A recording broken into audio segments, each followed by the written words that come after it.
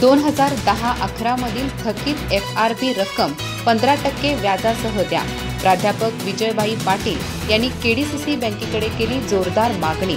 22 कोटी 50 लाखांची रक्कम शेतकऱ्यांना सव्याज मिळावी असा ठाम आग्रह. कोल्हापूर जिल्हा मध्यवर्ती सहकारी बँकेने दौलत साखर कारखान्याकडील सन 2010-11 मधील अर्धी FRPची रक्कम 15% वार्षिक व्याजासह शेतकऱ्यांना अदा करावी अशी ठाम मागणी प्राध्यापक विजयभाई पाटील यांनी बँकेकडे केली आहे. शुगर कंट्रोल ऑर्डर 1966 मधील तरतुदीचा आधार देत त्यांनी म्हटलं आहे की 22 कोटी 50 लाख रुपयांची ही रक्कम शेतकरी, तोडणी, वाहतूक आणि ओढणी कंत्राटदारांना मिळणं आवश्यक आहे. दौलत साखर कारखान्याच्या आर्थिक अडचणींमुळे त्याचा कारभार तासगावकर शुगर्स, न्यूट्रियन्स, गोकाक आणि नंतर अथर्व प्रायव्हेट लिमिटेड यांनी हाती घेतला. नुकतंच अथर्व कंपनीने KDCC बँकेच्या सुमारे 100 कोटी रुपयांच्या कर्जाची परतफेड केल्याचं जाहीर केलं. मात्र बँकेने आपले व्याजासह कर्ज वसूल करताना शेतकऱ्यांचे देयक अजूनही थकीत ठेवले.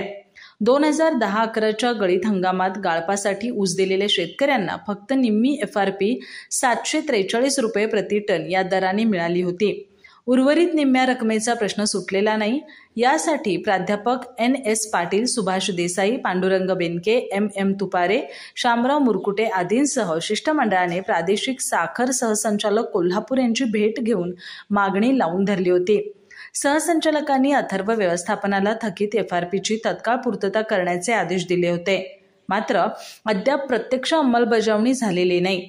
FRP बाबतच्या शुगर कंट्रोल ऑर्डरच्या तरतुदीनुसार गाळपानंतर 15 दिवसात ऊसाचे पैसे अदा करणं बंधनकारक आहे.